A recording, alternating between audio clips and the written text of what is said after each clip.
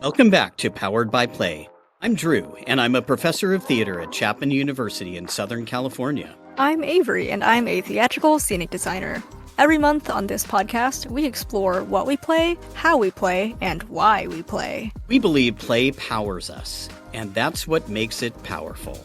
All right, Drew. All right, Avery. Press play.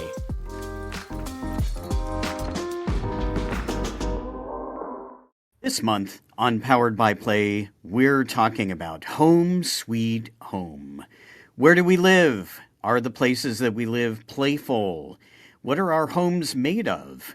And how are they decorated? Who lives there? And is what home should be different from what home is? And is that something that can be explored through play? So, is there really no place like home?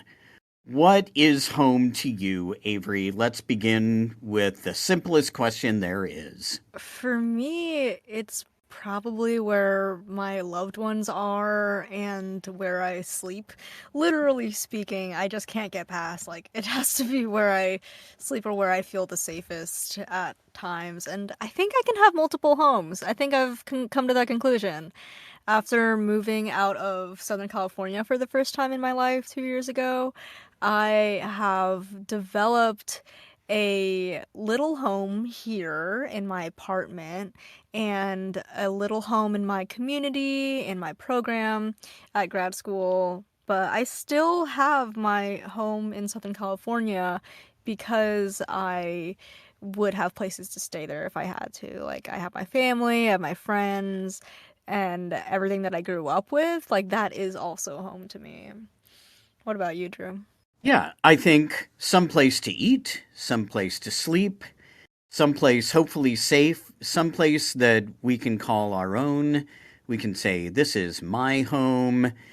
I think one of the things that I tried to do as a single dad after my divorce was create a way for my daughter to feel at home in a place that she was at half the time. Right? So she went from having one home to having two homes. And I did my best to make sure that my half of her home life was good. I think that homes often move around, and people who have RVs or motorhomes or boats that they can live in, that always was very attractive to me. I think when I was growing up was this question of, could a home be different from mine, right? Like a Romani wagon that moved throughout Europe, primarily Eastern Europe, and you had everything you needed in the wagon, and you moved from town to town and offered your wares, but that wagon was your home and it moved. And I think an example of a home that was a temporary home was the secret annex of Anne Frank's story. She and her family and other families were forced to create a home in a space that wasn't really supposed to be a home and could not leave. That's frightening. Is there a home that you cannot leave? I think we'll get to COVID a little later and talk about how that maybe changed the perception of home. But it wasn't safe, and it wasn't the home that they were used to. Who gets to buy the home? Who gets to shop for a home? Okay, I'll tell you a story. Here's a story, Avery. When my sister and I were, we were elementary school, and my family, which was my mom, my dad, my sister, and me, and my parents were still together at that point. We were moving from Irvine, California to Riverside, California. And my dad had a new job at UC Riverside, and we were looking for a place that we could live. One of the first homes that we saw was an older home, kind of in a Victorian style, and it had 2 stories. And my sister and I loved that it had a secret staircase. There was a staircase that led from inside the pantry to the second floor, this hidden wall that opened up onto the hallway in the second floor, and you could come from the pantry up this stairway. Oh man, I am telling you, my sister and I wanted that house so badly. We were literally making plans for how to make friends and jump out at them from the secret staircase while my parents were looking at this house. Okay, so ultimately, my parents did not buy the house. And my sister and I were like, but why? It was the coolest house ever.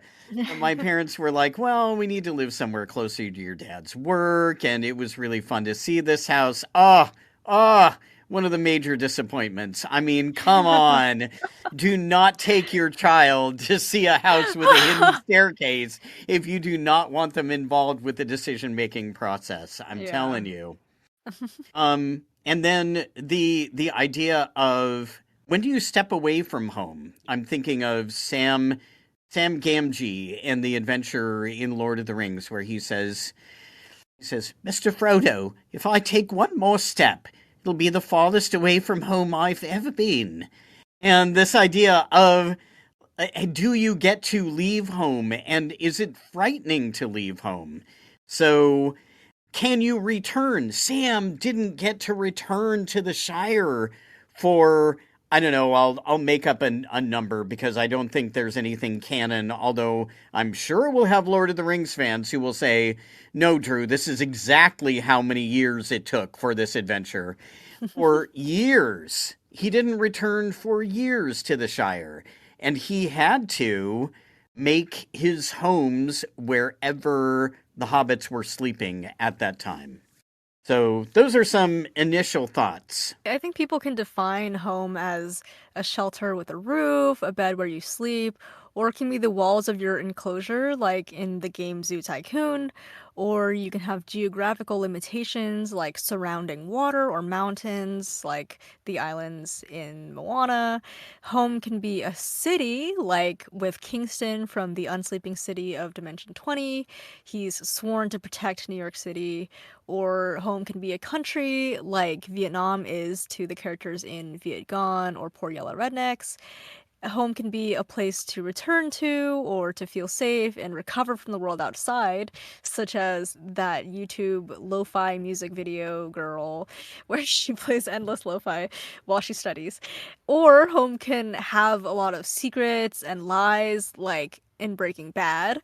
Or home can be the battlegrounds with a pair of nemesis, like in Tom and Jerry. Home can be your family, like in Brady Bunch, or your chosen family, like Avatar The Last Airbender. Or home can be lonely and devoid of connection, like the abusive single father in Detroit Become Human. Home can be a place of countless narratives from different perspectives. Even your tea kettles and your toys can have their own stories in your home. And home itself is also a place of play. Just think of your TV, your gaming consoles, your personal computers, your children's toy buckets, and even fridge magnets that spell out DIY poetry or remind you of your last vacation to Portland or Hawaii or whatever. And home is also a place of a lot of rituals like play dates, birthday parties, holiday dinners, and family gatherings too. I think the perspective of immigrants is a very interesting one when considering the theme of home. Like I said in Queen Nguyen's plays Viet Gone and Poor Yellow Rednecks, he tells the story of Vietnamese immigrants in contemporary ways, where a refugee camp is a temporary home, or a trailer park in Arkansas is a home, even though there's no Vietnamese community there, or it's a forced home because they have to make do with that for now. And the difficult part of, your life goals is working toward a better home and ultimately a better life.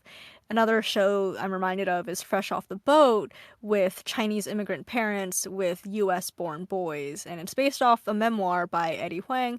And their family is moving from Washington, D.C.'s Chinatown to suburban Orlando, which is very white. And so they're dealing with the culture shock and also grasping the American dream and whether it's possible in the ways that they imagined it to be.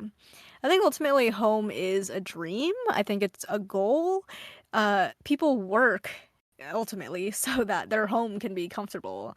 I mean, think of all the stuff that people want to own in their homes, like a massage chair or a bigger TV. There's always a bigger TV. I am scared of the ultimate sizes that TVs can be and the wide range of quality that you can have for each item. There's always something to upgrade.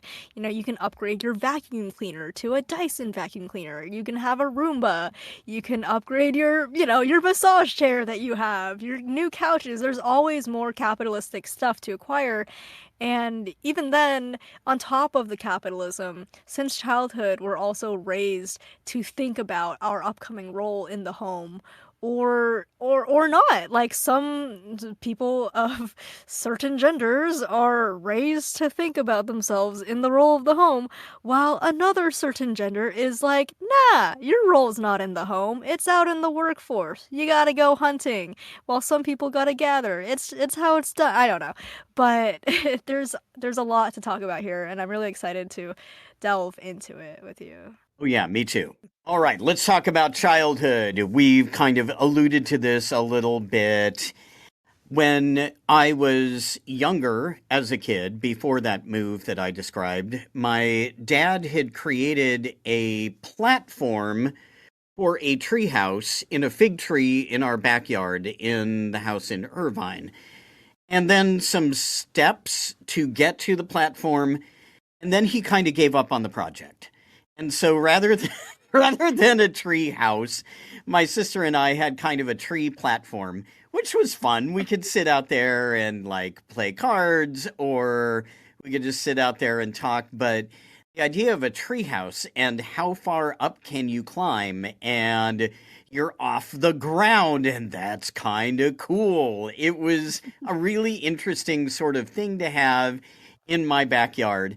I also could see into the yard that was behind our house on another street. And that was where my friends Mike and Andy played. And so I could see if they were out playing in their yard and like what they had set up in their backyard, whether their dog was running around. It was kind of cool. It was like a home high up. Blanket forts, I think, are a pretty ubiquitous part of childhood, perhaps even globally, creating something that sort of stands in for a tent or a castle or some home within a home. Those were fun. I remember playing games with my sister where you would have to get your pieces back home. I think one of those was like trouble or aggravation or parcheesi, something like that. The idea was get your pieces all the way around and then get them back home, much like in baseball, you had home plate. And so one of the first, I think probably one of the first things I learned about sports when I was a kid was this is the way you need to run. If you hit the baseball, you run this way, you run to first base, you do not run to third base, and you have to go around. Now that I think about it, it's actually counterclockwise. You go around the baseball field counterclockwise, and you are trying and trying and trying to end up back home. So that was kind of cool. Also, home base kind of looks like a house. It Oh, has a yeah, you're right. squarish, bottom and then an angular Yeah. top. So that was pretty neat. Sometimes we would go and my dad would take us to these boat shows. Okay, so this was a very middle class like thing in the 80s. They're probably still going on. And we could tramp all through these different boats that were very expensive, but it was like essentially it was like a boat open house.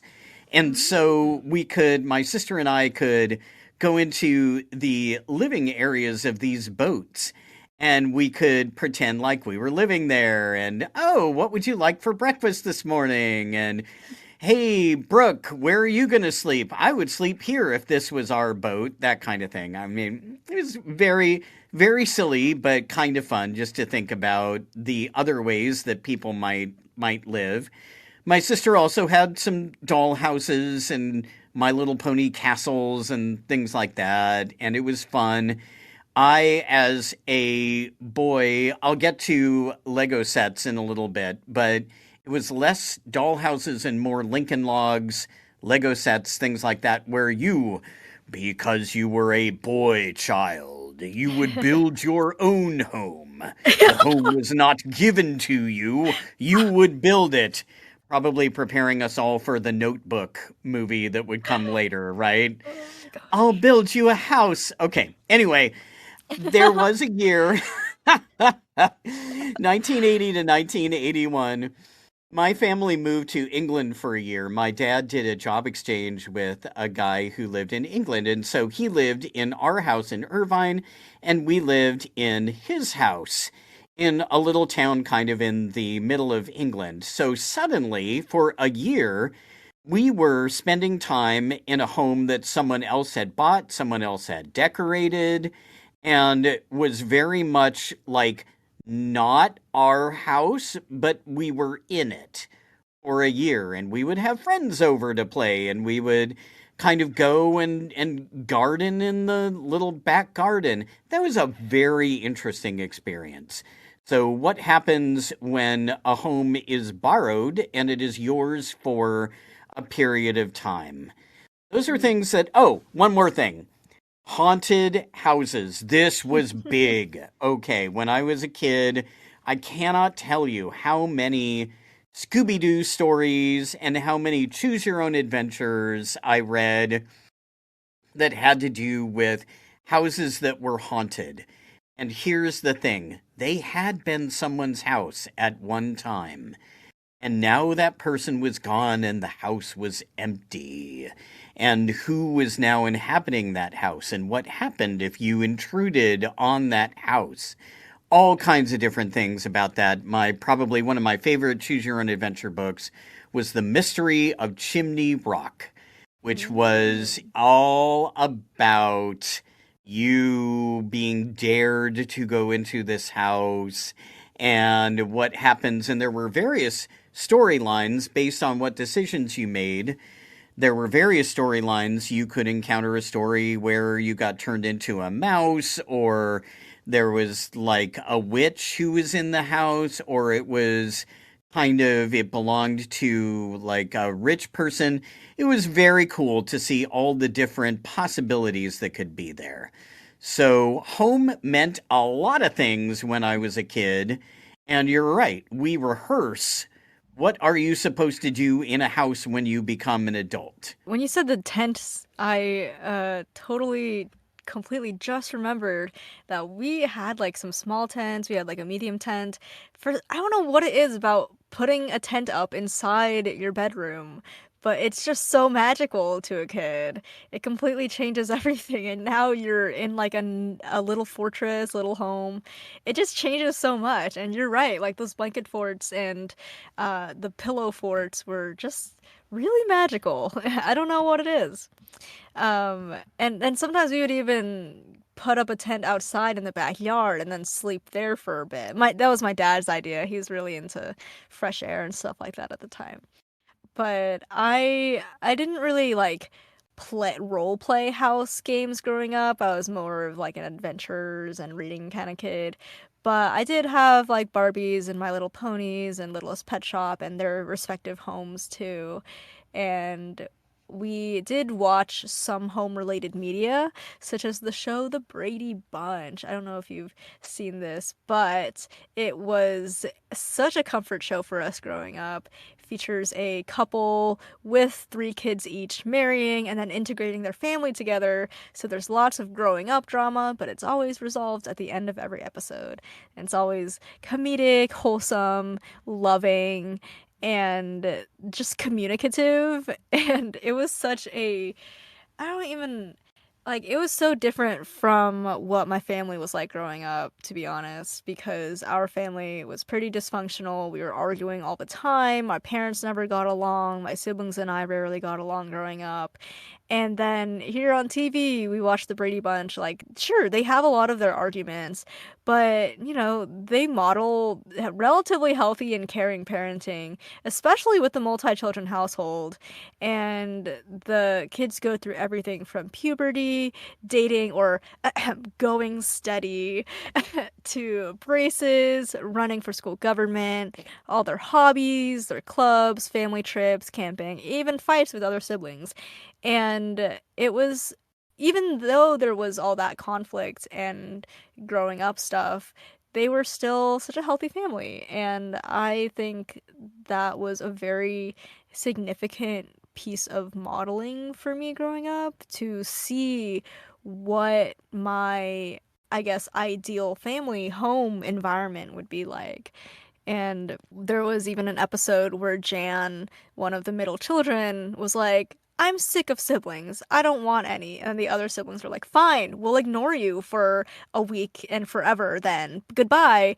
And then she goes through it for a day and she's like, wait, why is everybody ignoring me? I'm so lonely. This is so sad. And then at the end, they all reunite and they're like, you're welcome to be in our family again. And it's just like the complex situations of, like, me as a middle child, I felt seen with that episode because I don't want my siblings to go away, but boy, could they be annoying sometimes. Like, for example, at one point growing up, my grandma gifted my older sister this pink vanity table toy with like a mirror and drawers and everything. And I wanted to play with it one day. So my mom insisted that my sister share it, but she probably didn't want to do that. So I hit my sister on the head with the toy hairdryer. And that's been a very funny story that's been passed down in my family for a ton of time now. I don't even remember that. I kind of remember it, but I'm sure my child self had great reasons for that. I'm sure your child self did. Justice! Justice Yeah. for the other siblings. Oh my gosh. Yeah. Oh my gosh. We talked about one of the things that typifies a home is a place where you eat or a place where you cook, you prepare food. We're going to get in a little bit to the gendering of food preparation. I remember watching Julia Child with my mom when I was a kid. Julia Child would be on sometimes either when school was not happening or after school. And I remember my mom kind of writing down these recipes and then trying them and sometimes making them and sometimes getting frustrated.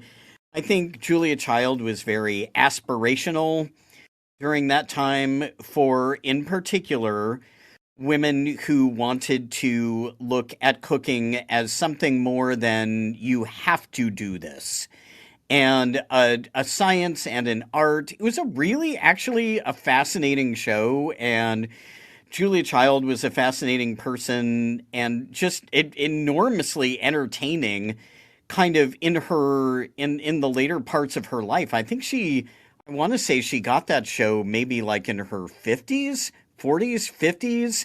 It was definitely not her first career, I know that. And occasionally I would help my mom cook, and I that was fun. I started to learn a little bit about what you boiled and what you put in the oven, what you could put in a microwave. I used to This is very mundane, but it's a memory that is very clear for me. The microwave had these sort of, back in the day before digital readouts, it had these little rolling tumblers that would go from 10 down to 1. And so I would, or from 0 to 1, okay, all right, Drew, digits. And so I would sit there and I would kind of count along with the microwave thing. And it taught me about how long a minute took. It taught me how long 30 seconds took, 5 minutes took. It was really kind of interesting. I don't know. Like I said, probably a mundane memory, but I very specifically remember that as part of sort of life in the kitchen. When my parents went out before the days of sort of microwave meals, we had what were called TV dinners back then, and there were probably Brady Bunch episodes that had TV dinners in them. They were in foil, they were frozen in foil, and you cooked them in the regular oven, so they took longer than a microwave meal. And then you peeled back the foil and you saw whether the food inside matched or did not match the picture on the outside of the box that was supposed to be the meal that you got.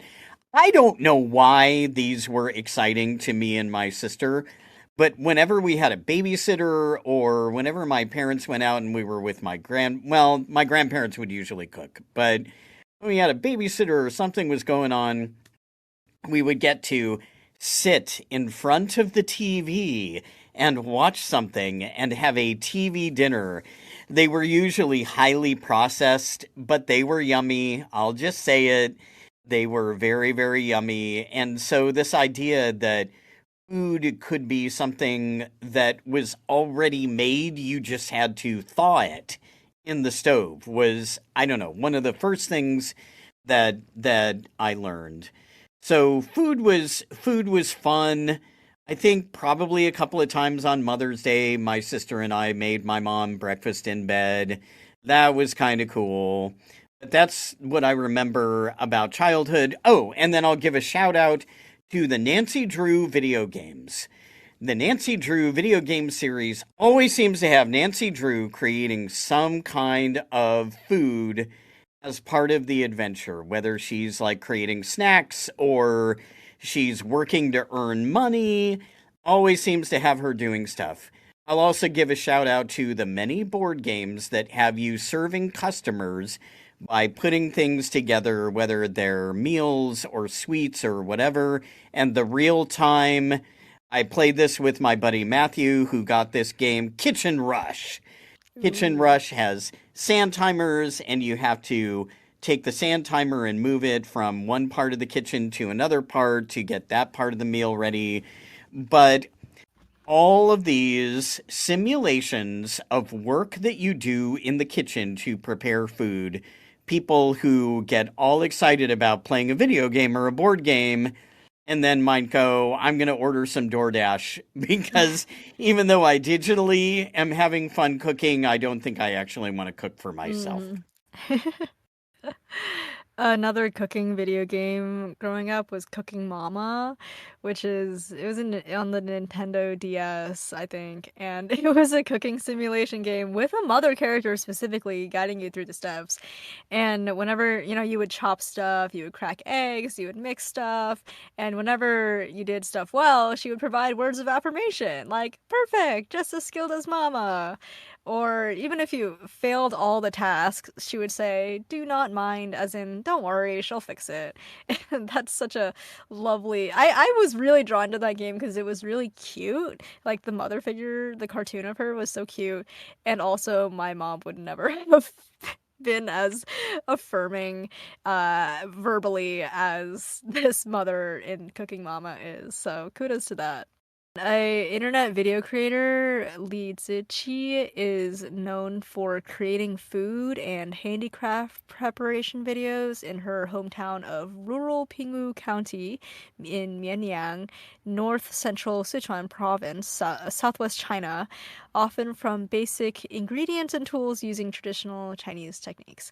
And this was a video creator I found a couple of years ago. Very, very beautiful, relaxing videos with sounds of nature, birds, and her tasks of food preparation as she's just going about her picturesque, lovely life with not much technology, all done by hand, and there's only like rare dialogue between her and her grandmother. And her a quote from an interview, she says, "I simply want people in the city to know where their food comes from." And I think creating such lovely, relaxing videos is such a playful way to celebrate her very hardworking, arduous process of making all these kinds of dishes. And of course, this does the big one, gender roles. Here we go. Yeah. I let's talk about what is the place of gender in the home and what we're taught to believe about what our identities should be in relation to the home. Yeah. So when I was growing up, I think there was a very kind of traditional dad did stuff outside. He worked the grill. He kept when we moved to Riverside, we had a okay, we didn't get that hidden staircase, but we did get a pool in our backyard, Oh, Avery. wow. Okay, you can't So complain then. I'm just I kidding. suppose we can't complain. So dad took care of the pool, dad took care of the yard, and I was expected to help my sister not as much. She might occasionally have to do something, some kind of outdoor chore. So like the weeding and cutting the grass and landscaping and building a new brick path to the front door. I mean, all this stuff was kind of like his realm was outside the house or in the garage, changing the oil on the car or building something with the tools that he had in the garage, right? Very traditional. My mom inside, cooking, cleaning, decorating, trying to make sure that the house was comfortable and it usually reflected more of her style, her aesthetic than my dad's, just because she was doing most of the choices about what went in the home. And so my sister and I, of course, got drafted by both parents to work chores in both places. So I cut the lawn and did the weeding. Brooke did some weeding too. I eventually learned how to do some kind of upkeep of the pool. But I was also like scrubbing the shower with cleanser and doing some of the kitchen chores and vacuuming and things like that. So actually, both of us got drafted into both gender paths, I suppose you could say. One of the things that stands out to me from kind of reading as I got into college was the graphic novel Fun Home. So Alison Bechdel, Fun Home is short for funeral home. Her family operates a funeral parlor, but it also doubles as their home. And this is it's biographical, it's autobiographical. Fun Home specifically is more about her relationship with her dad. And her dad takes a great interest in the decorating of the Bechdel home and adding furniture and antiques and painting and wallpapering. And I thought this is really interesting because this is a dad really invested in the inside of a home. And then you find out in the book that her dad is either pansexual or bisexual or gay, but sort of committed to a relationship with Alison Bechdel's mom. It's never absolutely totally clear. And so then there's kind of an aspect of, does his sexuality play a part in his investment in the home? Also, when I was a kid, watched this movie with Michael Keaton called Mr. Mom. And I don't know if you've seen this, Avery. Have you seen this movie? No, I Okay. haven't. Okay, I do recommend, I mean, as a sort of touchstone for the 1980s, I really recommend this movie. So it's Terry Garr and Michael Keaton. And Michael Keaton loses his job. He's been the breadwinner. And then Terry Garr, the mom, gets a promotion. And so she starts working. She picks up like extra hours and starts really working at her company. And he is now left to learn all the quote unquote mom things, get his kids ready for school, keep the house clean, navigate all of the sort of like social relationships with the other moms in the neighborhood. And it was pretty funny. I mean, it was an absolute critique of gender roles in society, and it was a lot of fun, but the joke was just that he was absolutely clueless because he had never been asked to do this stuff. So I Wow. remember that movie as another kind of Oh, that's funny because that's not how I see houses typically working in my little, lower middle class to middle class to eventually sort of like getting our hands on the next rung of the class ladder. Like when I was getting ready for college, we were just starting to have slightly fancy things, and we were just starting to be able to hire cleaners to come and clean our house. And my goodness, that was a big shift. And then, Mm. of course, last thing I'll mention here is the contemporary idea of the man cave or the she shed. So, what is supposed to go in a man cave? What is supposed to go in a she shed? Who and if you walked into a man cave, would you if you walked into a space with a big old TV and like a video gaming chair and like a small drink fridge with beers in it and maybe a couple of like, bar signs that were hanging out over there and maybe a couple of pictures of like race cars or something like that. You might form an opinion about who was likely the person who inhabited that space. But none of those things specifically have to do with having a Y chromosome. It's all about, like, how have we learned what a man cave is? How have Mm. we learned what a she shed is? Decorating and, like, crochet and scrapbooking and things like that. So, yeah, I think oh, Avery, even rooms can be Mm. gendered. Mm-hmm. Rooms that most rooms in a house, and I think we'll talk about rooms a little bit more in a little while, but most rooms in a house, I would say, are sort of without gender because they are supposed to be used by different people at different times, but maybe these rooms are very specifically gendered. Mm. Okay, that was my thoughts on gender roles. Can't Yeah. wait to hear what you have to say. I have two plays for this section. One is A Doll's House by Norwegian playwright Henrik Ibsen from 1879. And in this infamous play, a married woman basically lacks reasonable opportunities for self fulfillment in a male dominated world. And the whole play takes place in the living room of this house with this married couple, and arguments and secrets unfold to the point where Nora realizes that she's been treated like a doll by her husband for years.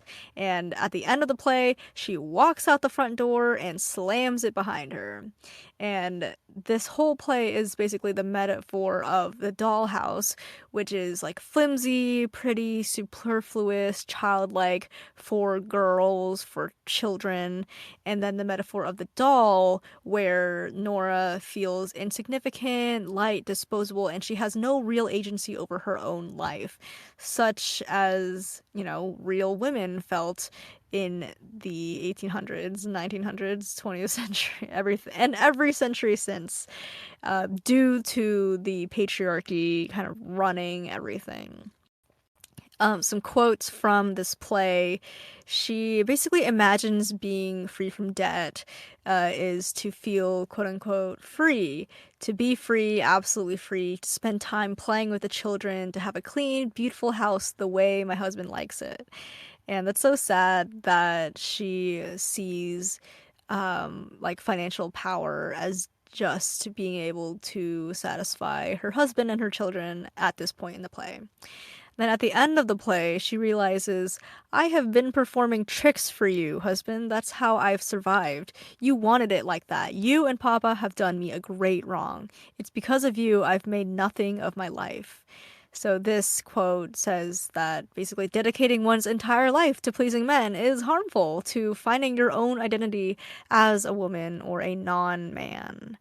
And overall, I mean, women were expected to work night and day to maintain the home, please men, care for the children, care for the clothes, do the cooking, but the men were just kind of expected to not really do the same. They had responsibilities in the workforce and reaping the benefits of the housewife who, was unpaid basically. And final thought is that this story was based on the real life of Laura Keeler, who did have to go through a lot of these and share her experiences in order for Henrik Ibsen to kind of turn it into a very successful play. Another play called In the Next Room, or The Vibrator Play, is by Sarah Rule from 2009, and it's in a Victorian American setting in upstate New York in the late 19th century. So same century, but this play was written in modern times.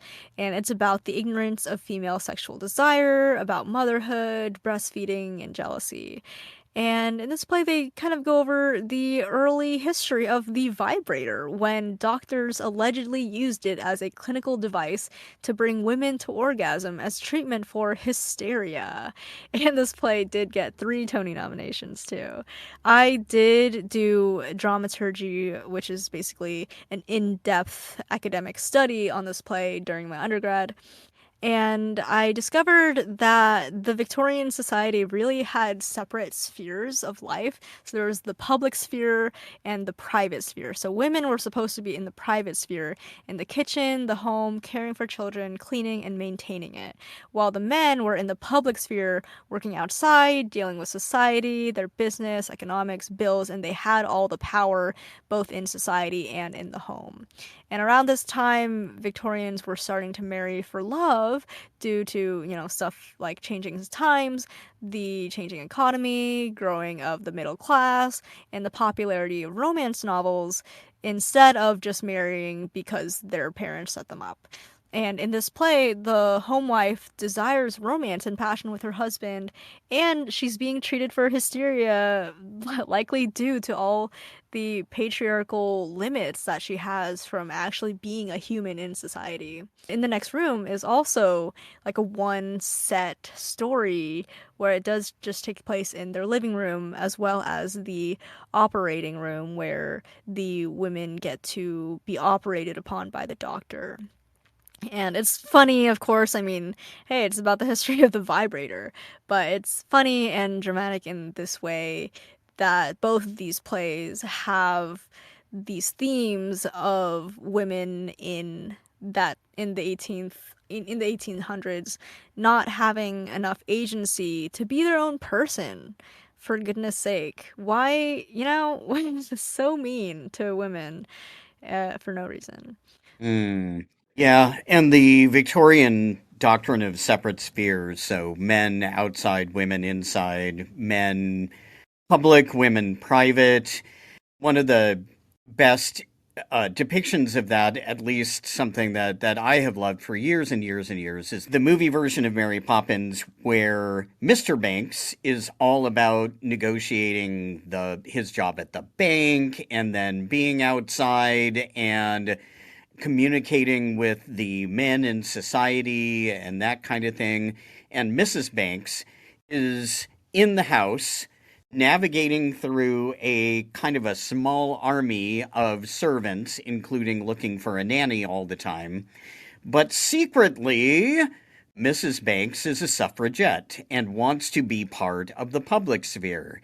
And secretly, Mr. Banks wants to be part of the private sphere and spend time with his children. And so and now the musical version, for some reason got rid of the suffragette stuff with Mrs. Banks. But she has these, oh my gosh, the songs are just really funny and amazing. The women sing about, although we adore men individually, we agree that as a group they're rather stupid. And so they they just want to fight for women's votes, and of course, Mrs. Banks wants to draft all of the women who work for her into the suffragette movement. And it's only at the end, the famous "Let's Go Fly a Kite" song at the very end. Mr. Banks has repaired his children's kite, and Mrs. Banks, because the kite needs a tail in order to fly, she ties her suffragette banner onto the kite. And this is the first time that her husband understands that she's a suffragette. And you don't need any dialogue. No Mm. dialogue is necessary. It's just he looks at her and he understands and he puts her arm around her, and then they all fly the kite together and Mary Poppins is no longer needed. And so the same wind that is lifting the Banks's kite up brings Mary Poppins away on her magic flying umbrella to help another family. And Wow. I wonder, I know, right? Mm-hmm. It's just it's really it's yeah, it's something. And I wonder if that whole doctrine of separate spheres kind of pertains to like why my dad was doing stuff in the yard and my mom was doing stuff primarily in the house. You've located it around the house now, but still it's like is the masculine space outside with the grill and the pool and cutting branches off trees and trimming hedges, and is the women's space inside with the herb garden in the window and cooking and cleaning and sewing and I don't know and decorating. But yeah, it is pretty wild how long this is kind of like held on. Mm-hmm. But before you can decorate a house, you need to either buy one or build one. So let's talk a little bit about that. So I talked about, of course, my little experience with my parents buying a home, but oh my gosh, all of those shows where realtors take either individuals or couples or families and you're sort of playing along at Oh my home, gosh. Yeah. like Mm-hmm. which house will they eventually buy. I can see them really liking the and they put up like the pros and cons of every house on the screen, and you can see the people kind of getting excited, and it's always kind of okay, which house are they going to end up with. Open houses where you can go in and you can look at a house that maybe you were never able to see before, but because it's being sold, now it's going to be open and people can just walk in and go, "Oh, okay, this is the floor plan in this house." And you can kind of be like a backseat home buyer. Mm-hmm. I know that Rose and I went on a little open house and on in by where her family or where her folks live in Long Beach, and we were kind of like talking to ourselves, "Oh, the realtor's going to have a hard time selling this house. Look at this layout. Who's going to want this layout? How is this going to work for anyone?" And realtors also, by the way, before we get to sort of what is a room in a house, the whole idea of what a realtor does has kind of changed buying and selling of homes, as you would expect. But this kind of in between person who is now kind of making the home look amazing so that people will want to buy it, will think of Mm-hmm. it as sort of aspirational. Um, and then, okay, toys and games. Lincoln Logs. Lincoln Logs were still there when I was a kid, and you were building log cabins and kind of interlocking the Lincoln Logs to see what structural integrity was like. And you had to crisscross them in order to make the walls strong and make the roof fit. It kind of reminds me of the BBC started running this thing called Frontier House back in, I want to say that was either like the 90s or the early 2000s. And so people were like literally, it was a reality show where people, there were a whole bunch of houses. There was Manor House and Frontier House and a few others. But the people, it was a reality show where modern day people would live like they did in the past. And so Frontier House was about raising animals and actually literally building a cabin for themselves or their family to live in. And so you would see these modern day people trying to figure out how do I actually build this cabin? And Lincoln Logs kind of, I had all these flashbacks to playing with Lincoln Logs, playing with Lego sets, building structures, learning kind of how you could lift a roof off if you wanted to put the little Lego minifigs in the house. And you had to have some way to access it because otherwise you would build a really cool house that you couldn't move the minifigs around in. And oh my gosh, I want to give a shout out to Rose and her mom, who this Christmas bought me a Lego set that I have been wanting for years. And that is Whoa. the Dungeons and Dragons Red Dragon Tavern, which What? has, like, I know, like a wizard's tower, a tavern, an outside segment, a gorgeous red dragon, all these little like D&D trope minifigures.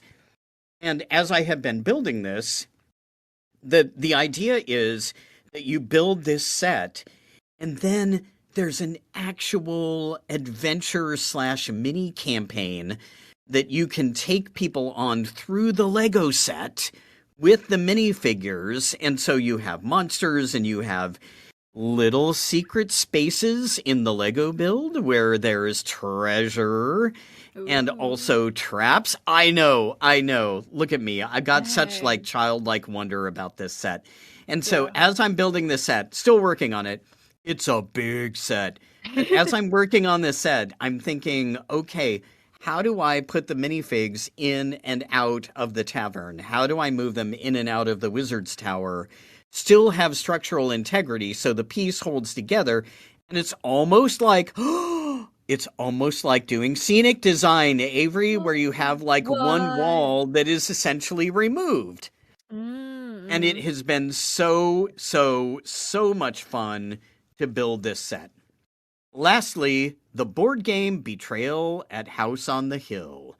This is a game where you are working, first, you work as a group, and then eventually something happens. And one of your game group becomes a traitor, and the rest of the people must work against the traitor. And so, as a group, you're building a house, and you draw a tile. It's tile laying, so you'll draw a tile, and it'll maybe say, this is a ground floor tile. And then you can talk to your compatriots about, okay, guys, where should I put this tile? Where should I put the kitchen? Where should I put the statue corridor? Where should I put the secret laboratory? And everyone sort Ooh. of collaborates in building the house. And then once you got the house built, then the bad stuff happens and you've got to have all the crazy like conflict and killing monsters and solving puzzles with the house that you have just built. And so if you Ooh. somehow made it hard for yourself to complete an objective, you got no one else to blame but yourself and your game group because you made the house that way. So, so much fun. I could talk about this for a long time. Okay, what do you think about building houses? One of my favorite game series is House Flipper, as a lot of my friends know. It's basically a first person point of view simulation video game where you flip houses. You can do it for customers, you can come in and clean their trashed homes. And then remodel them, basically breaking down walls, putting up walls, and then basically redecorating. And then you can even buy your own houses to clean, rebuild, remodel, resell, etc. And I love how hands-on this feels. Like you get to go through each step of like rebuilding a home, and it's very relaxing. As you know, simulation video games often can be, and I don't know, it's just a wonderful game, and you can paint your walls as many colors as you want, and just really create what your vision is as you see fit. Another favorite story is just the whole existence of beavers. I have recently seen a National Parks series episode which had a segment on beavers. Yay! And how beavers have just instincts to build dams and build their underwater homes while protecting themselves from predators. So they love to build in streams, creeks, rivers, or lakes. They chop down large trees with their teeth and also branches to make dams, And in the middle of the small pond that they create from these dams, they also create an island within it out of branches and mud that's basically their home, and it's called a beaver lodge. And this is where they raise their young, they rest, they protect themselves against predators, and they have an underwater doorway into the home and an underwater exit doorway too in case of emergencies such as bears. And they do this all with their teeth and their limbs. I mean, their big rodent teeth are always growing, so they have to gnaw on logs and bark. It's just so fascinating to me how their whole purpose is just to build dams and build their home. And they even travel long distances for their food and for house building materials. And I'm just so impressed with beavers. They're also so adorable to me, and I love them. I'm so proud of them. They are a home building symbol and icon. Yay. I love it. I love it. Now that I think about it, there are some phrases from the animal world that kind of like have crept into the human world as well, like leaving the nest, right? Mm. Or empty nesting, Mhm. that kind of thing. So, once you have a house, Avery, it's time to decorate it. And it's time to go from room to room and figure out what do we want this room to be? How do we want this room to make sense as a room? So, what are you doing? Carl Schultz, who was the creator of Peanuts, had this great quote. Carl Schultz said, "Decorate your home. It gives the illusion that your life is more interesting than it actually is."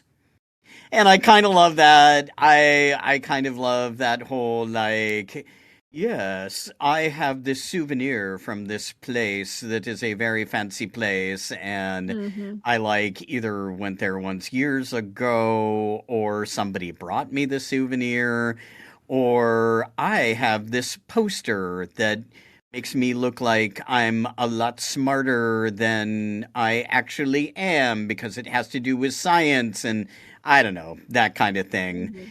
And then Oscar Wilde also has this great quote where he said, "I find it harder and harder every day trying to live up to my blue china." So he was talking about like the things that he put in his home that were beautiful, like the beautiful. This is almost going back to Fun Home, also like the beautiful pieces of furniture or the beautiful plates or other things, other decorations, other decor. He felt sometimes were more beautiful than he was, right? And so he just kind of he could do this with his home, but sometimes he had trouble kind of like treating himself as he would treat his home. It's a really interesting idea. So, I mean, oh my gosh, there are so many games and sims, design home. I'll let you talk about Stardew Valley, ways Mhm. that you decorate a home that you have created, how to make a home personal and how to make a home pleasing. IKEA. IKEA, going to IKEA, which for my inner or our international listeners is definitely an American thing. I think it's also a European phenomenon, and it might be in other global spaces as well, where you walk through this kind of big warehouse with rooms that are set up to be samples of something you could do in your home. And it's almost like a game in IKEA. Oh, I would choose that and that from this little model room, and I would choose this from that little model room. It's kind of crazy. So when you look at the setups, do you copy them? Do you go on your own? Do you think, okay, well, yeah, but I could have done this demo room better. I could have done this model room better. It's a really interesting kind of idea. And then finally, I think this is a little less on sort of decorating, but more on use of rooms. I love the idea that sometimes we have a stated purpose for a room and then we use it for something else sometimes. For example, having sex in the kitchen, right? That is not exactly the space that is designated for sex, but hey, maybe it might kind of be a little bit freeing to break the rules a little bit or something like that. Or working in the bathtub. having a really nice warm bath with maybe a couple of candles or something like that, and then saying, I got to get some grading done, or Mm. I've got to write my stuff for the Powered by Play podcast so that I'll be ready with my notes. So, is a bathroom really a space where work is supposed to get done? Not so much. One of the really interesting things that I discovered when I started doing ghost tours was that for a long time, sort of Victorian period, again, I don't know why we're running into the Victorian period so much during this episode. Maybe because it's sort of when a house became a middle Yeah. class house really strongly, and so it was seen differently than like the frontier. You have a cabin and you have one room and whatever. Mhm. Anyway, in the Victorian period, the front room, the main room of a home was called a parlor or the parlor.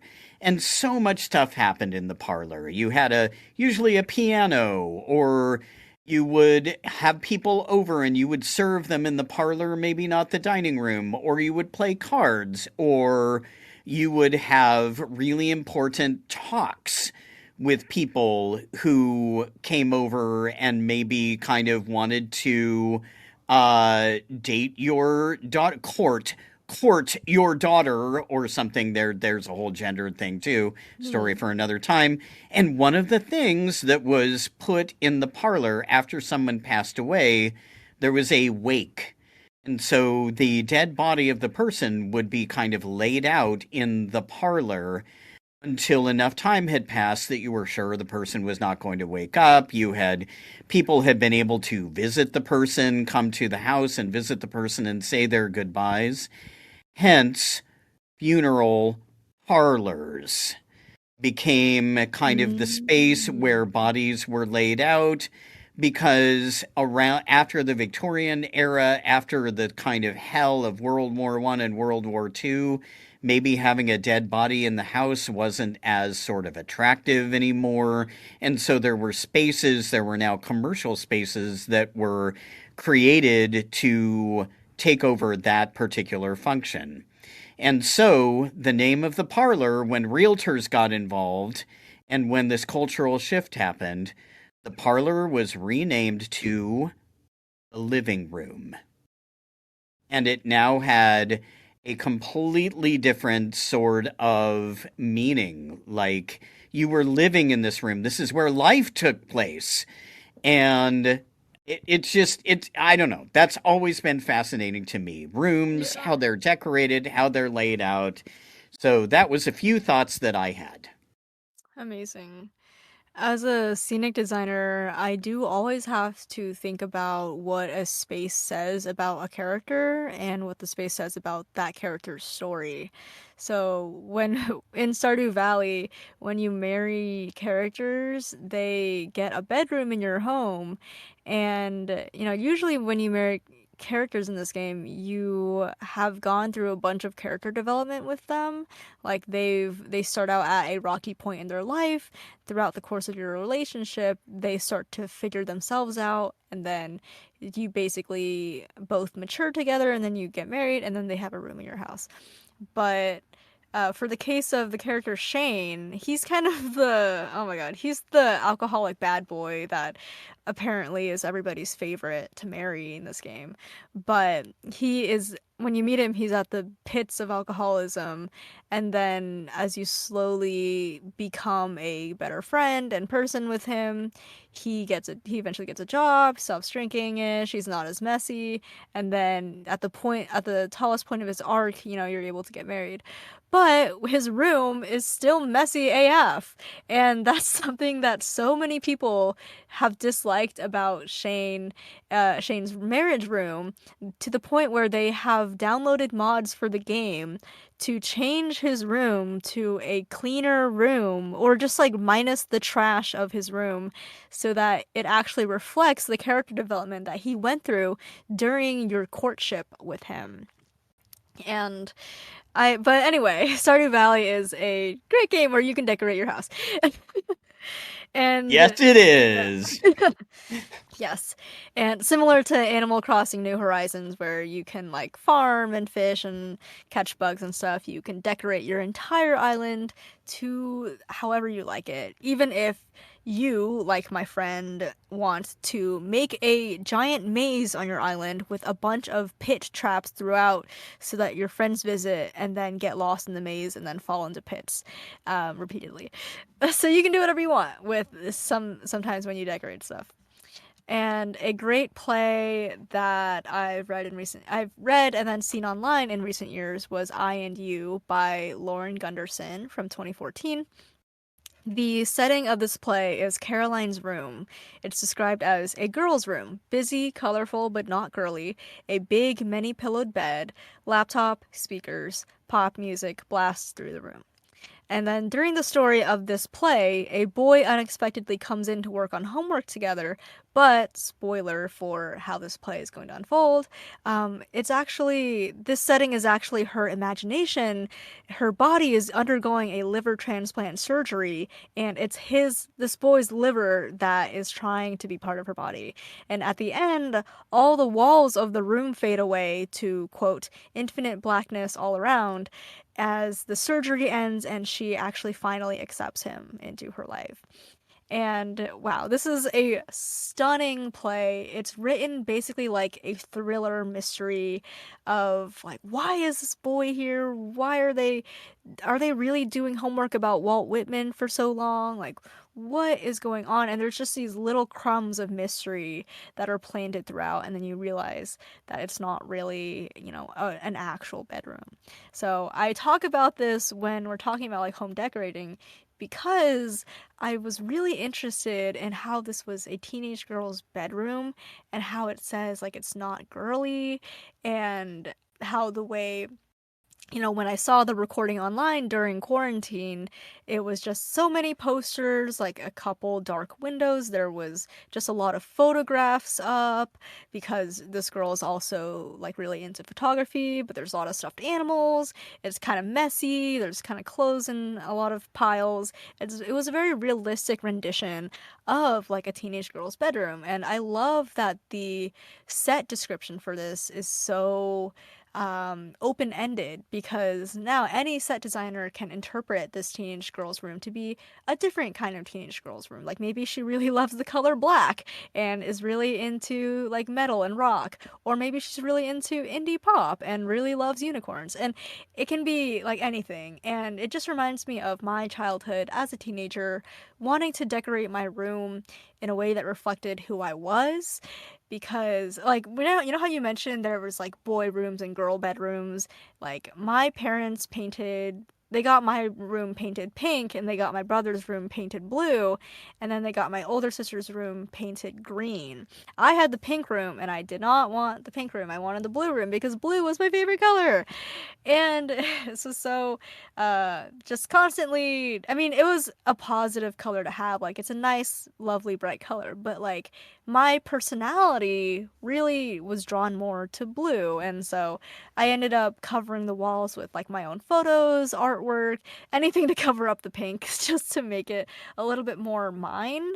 And that was as much as I could kind of do with that at the time. And then eventually, when my older sister did move out, I did actually move to the blue room.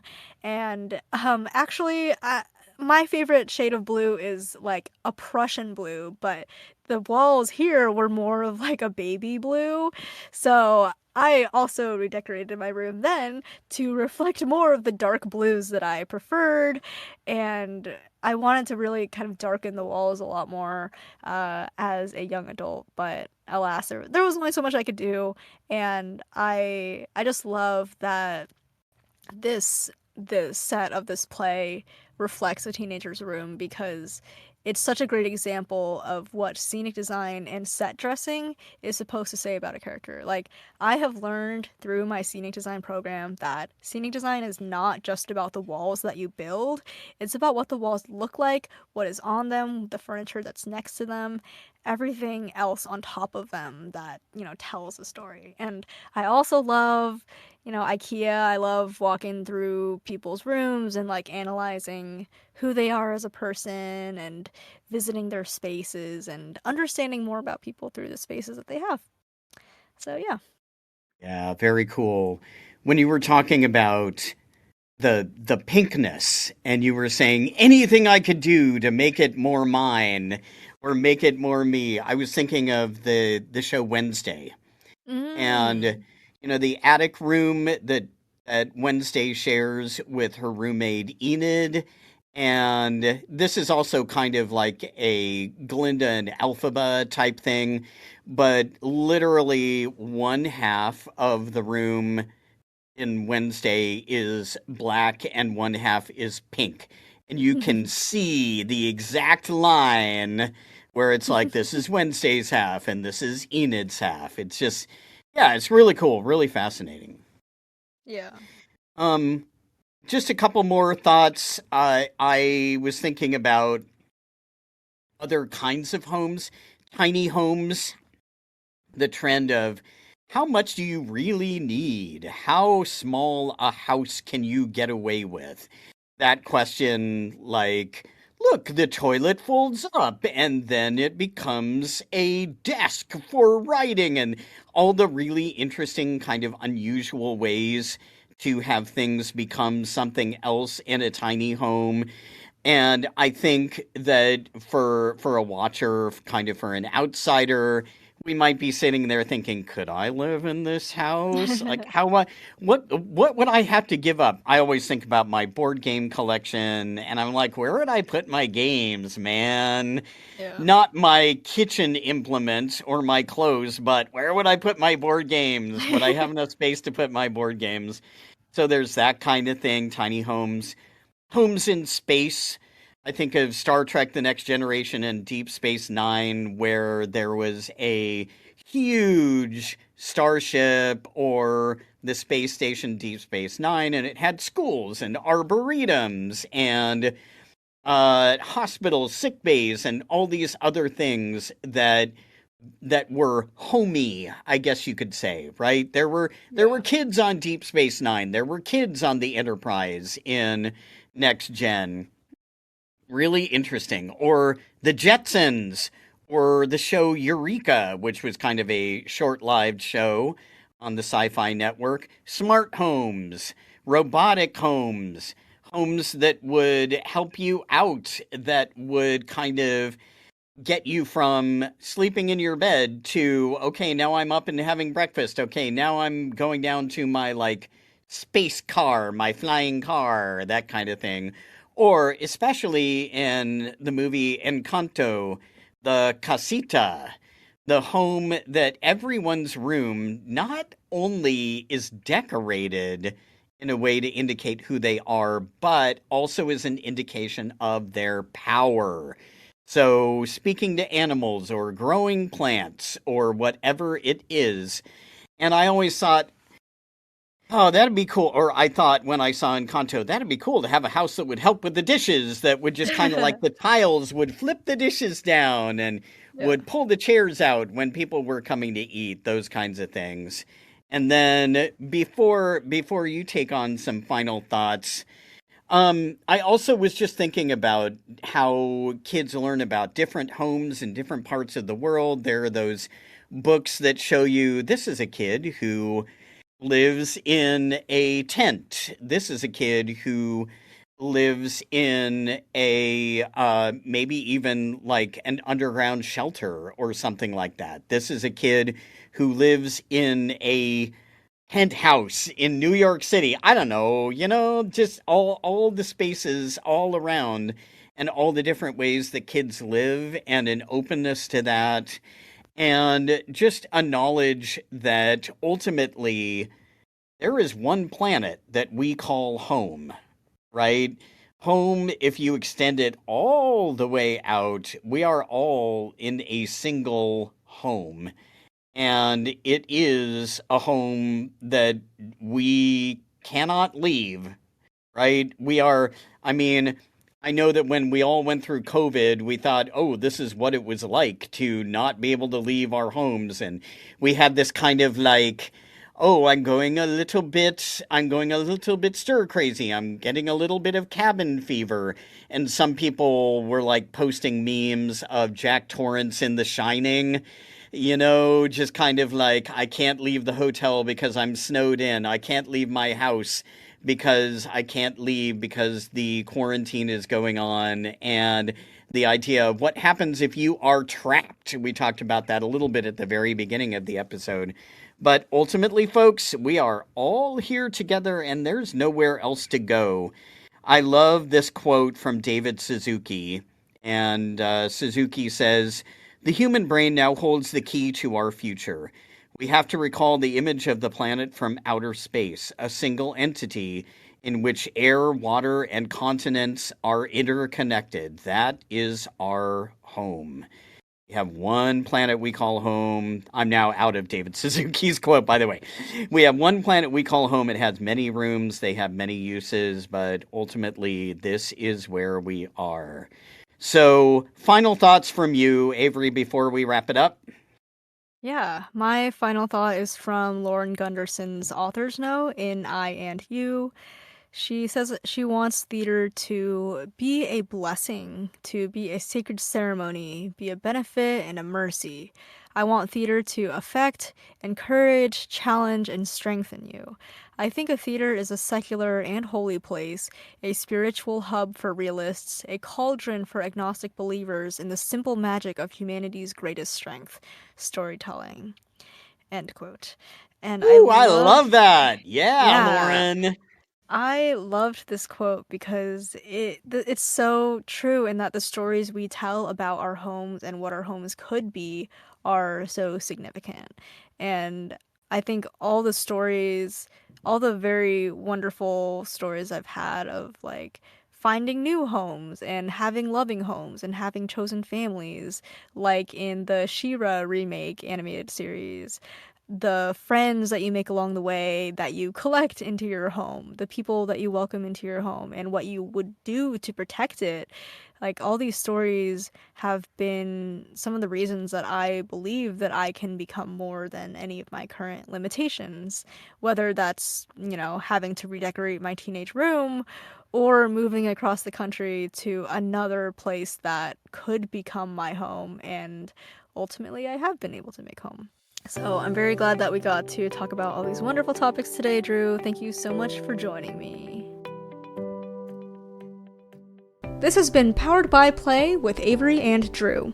If you've been enjoying this podcast, you can support us online at Ko-fi. That is ko-fi.com/poweredbyplay. Thank you so much for listening, and we'll catch you next time.